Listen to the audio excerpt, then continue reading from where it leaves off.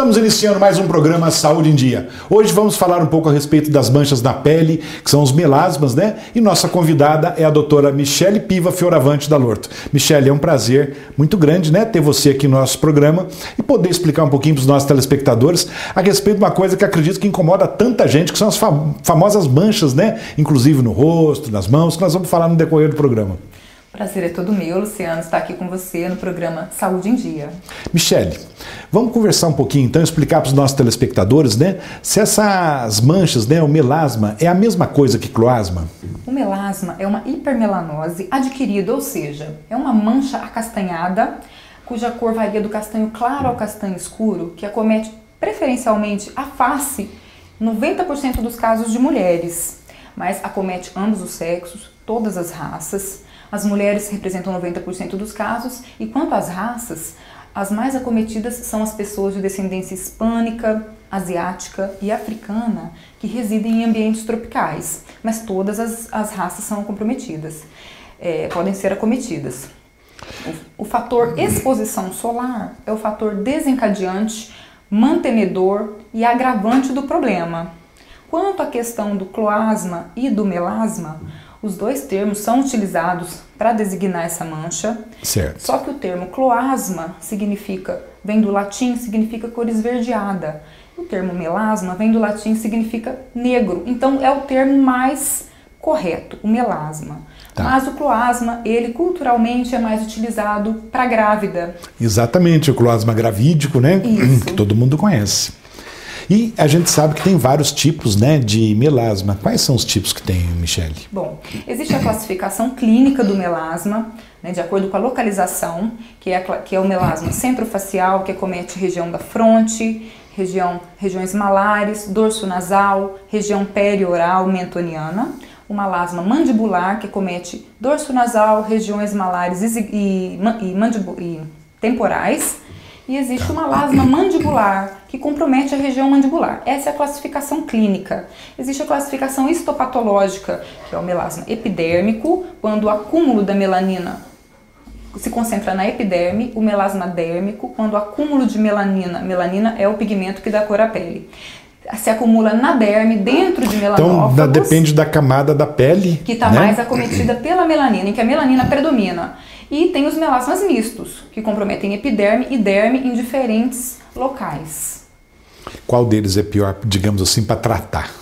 Certo. O melasma epidérmico, ele tem melhor prognóstico, responde melhor ao tratamento. O melasma dérmico é o que tem pior prognóstico. Essa classificação, ela é histopatológica, tá, mas a gente pode, dentro do consultório, através do exame pela lâmpada de Wood, identificar o epidérmico, o dérmico e o misto.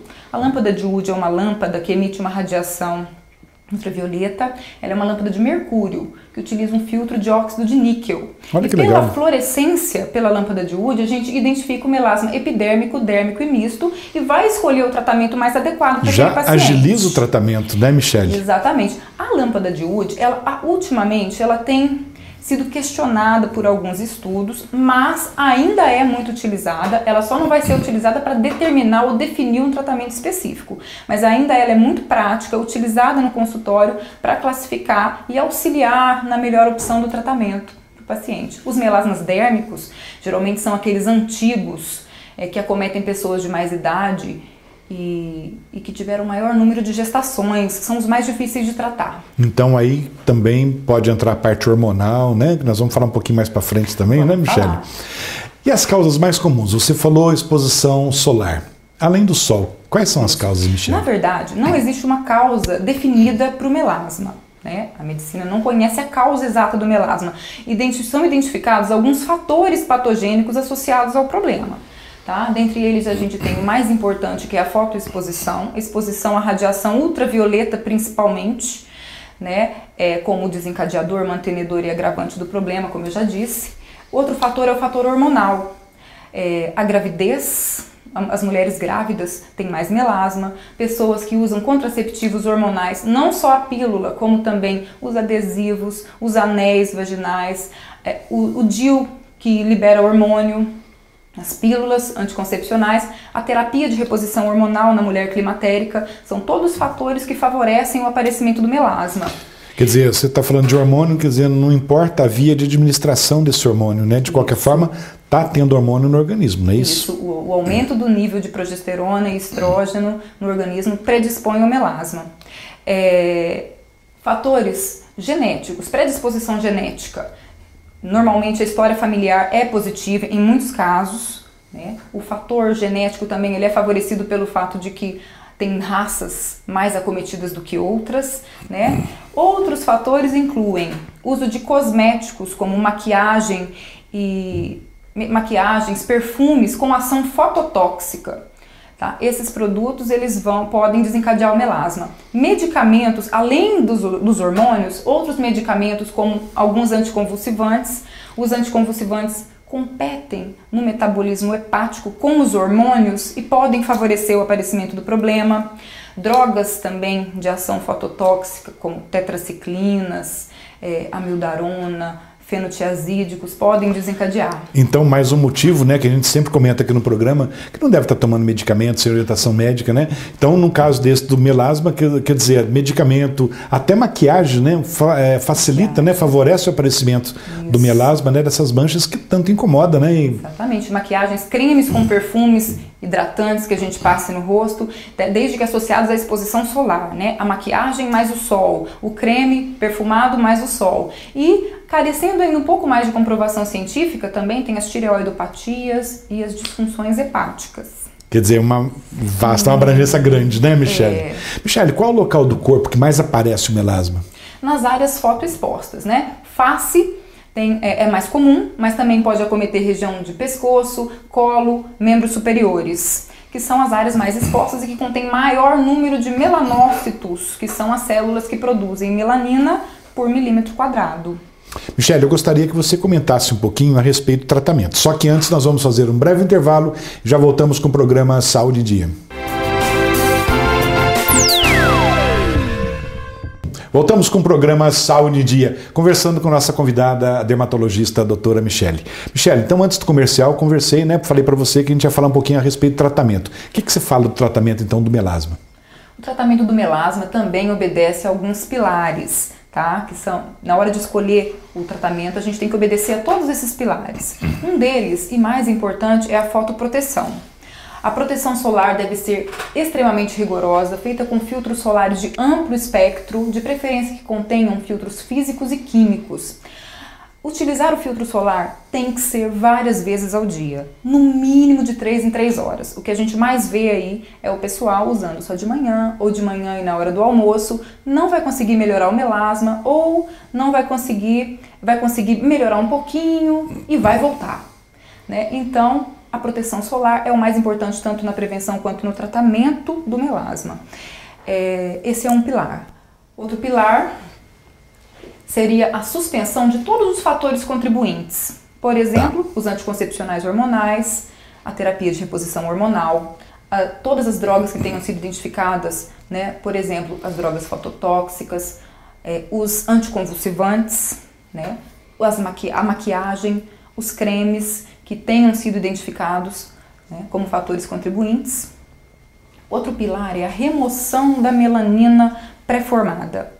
O melanócito é a célula que produz a melanina, está localizado dentro da epiderme. Esse melanócito, no melasma, ele é hiperfuncionante, produz melanina em excesso. E essa melanina se acumula ou na epiderme ou na derme. Tá. Então, remover esse excesso de melanina provoca uma rápida melhora, um bom clareamento da mancha e rápido, o que facilita a adesão do paciente ao tratamento.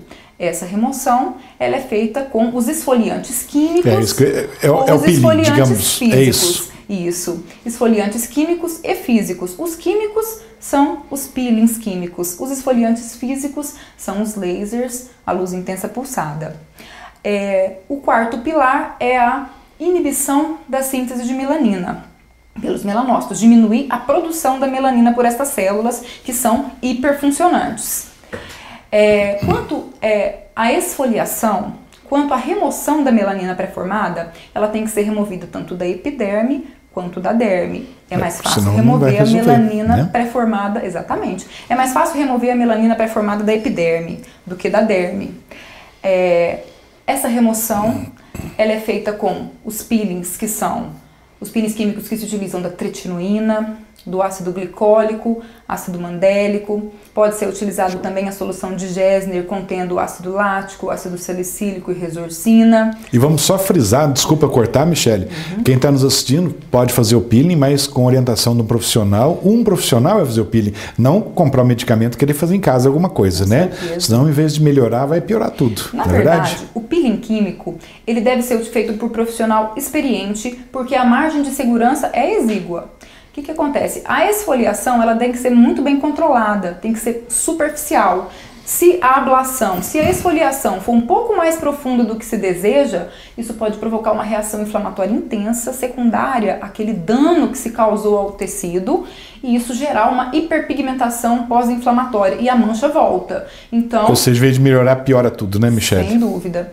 Né? Essa remoção da melanina pelos peelings químicos é muito válida, vale a pena fazer, associado ao tratamento domiciliar, acrescenta resultados, só que tem que ser feito com cautela, tem que ser bem superficial. E esses produtos que eu disse são os utilizados. Na inibição da síntese de melanina, a gente usa os despigmentantes, como a hidroquinona, o ácido cógico, o arbutin, né? Vários outros que são utilizados em casa.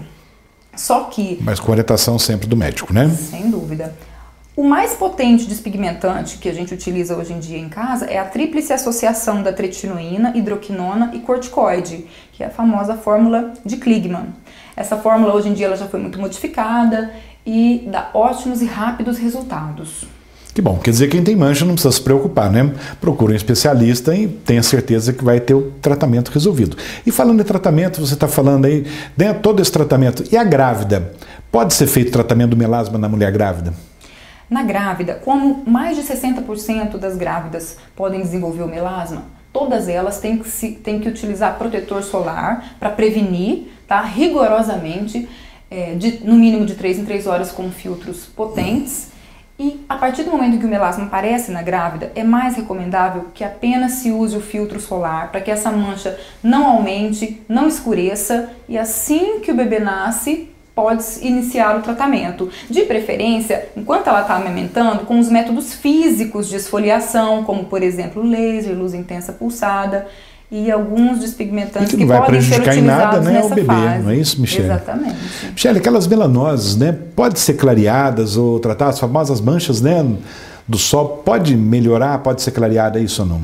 Sim, da mesma forma que o melasma é tratado, as melanoses solares podem ser tratadas com os peelings, os lasers, os despigmentantes domiciliares, com boa resposta. Só que o melasma, assim, nas melanoses solares, assim como no melasma, a gente não consegue a cura do problema. Por quê? Não existe um tratamento que vá atuar no melanócito hiperfuncionante, que vai fazer com que ele normalize a sua função.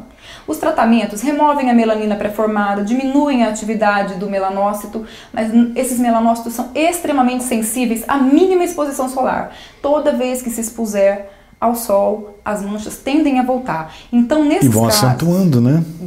Vão piorando. A gente tem que fazer o tratamento inicial até que a mancha consiga ser clareada, o que pode ser 100% de clareamento ou menos do que isso, né? A partir do momento em que se conseguiu o máximo resultado, entra-se com o tratamento de manutenção, que deve ser feito sempre. E a fotoproteção também sempre de forma adequada.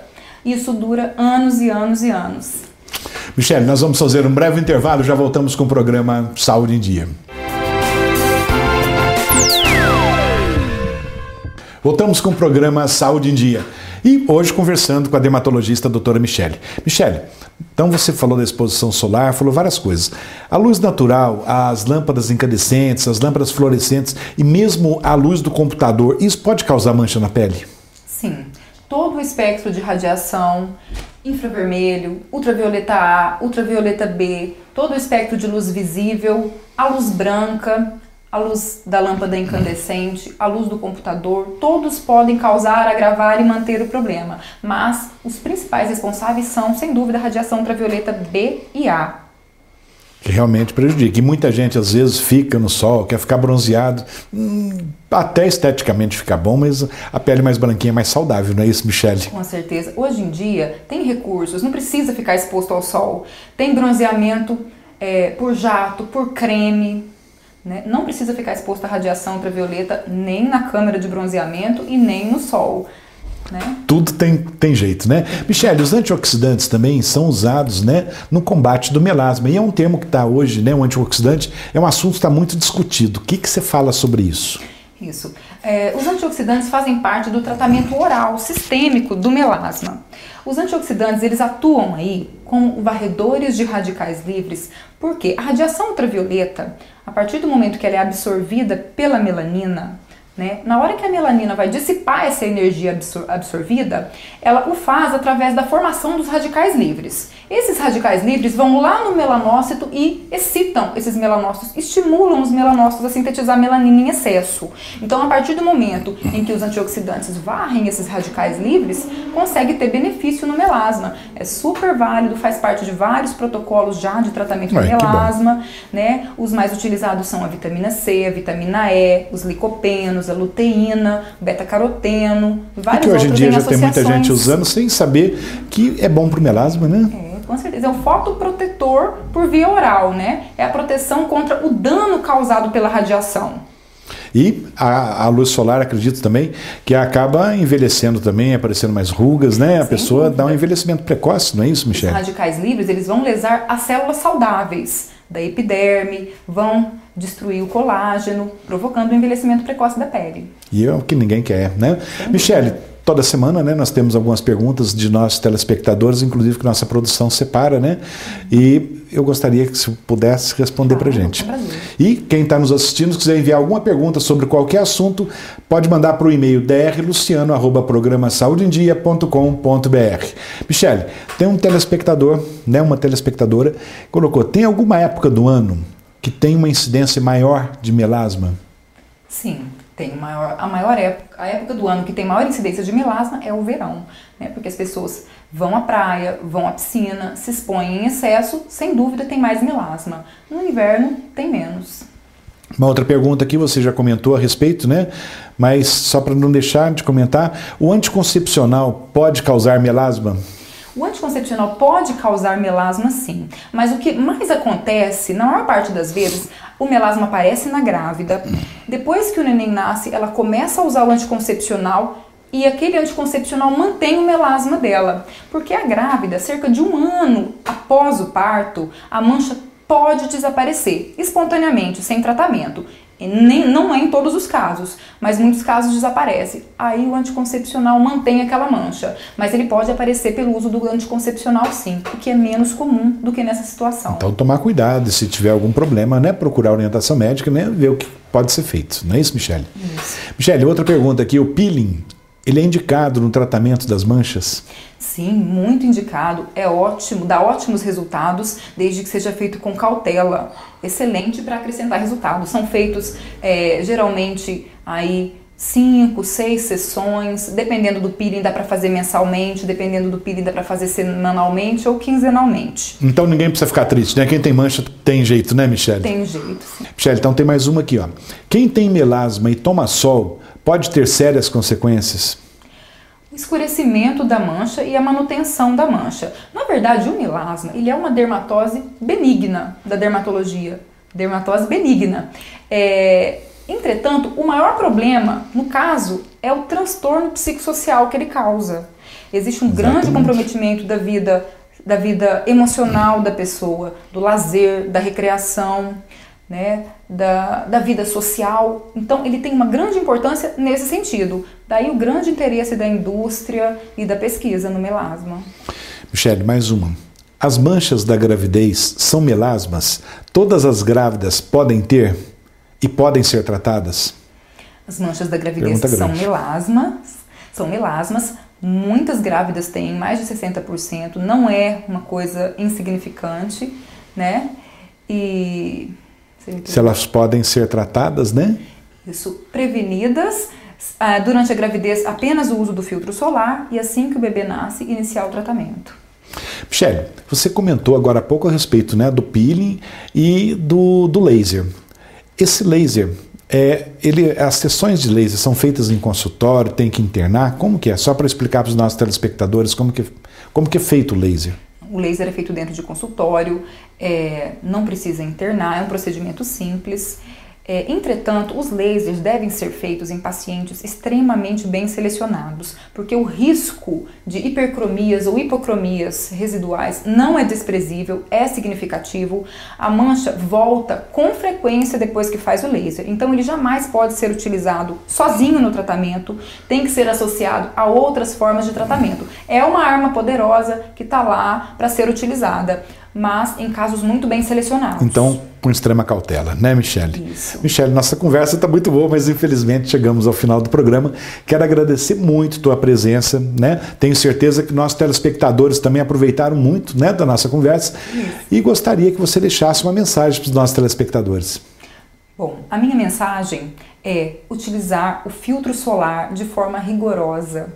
A gente acha que a gente consegue fazer o tratamento, prevenir o melasma, passando pouco filtro solar. Isso não é possível. Precisamos passar de 3 em 3 horas de forma rigorosa. Essa é a minha mensagem, porque é o grande desafio que a gente encontra no consultório, fazer o paciente usar o filtro solar. Exatamente, se é para o bem, vamos usar, né, Michele? Sem dúvida. Michele, mais uma vez, muito obrigado. Chegamos então ao final de mais um programa Saúde em Dia. Fiquem com Deus e até a próxima semana.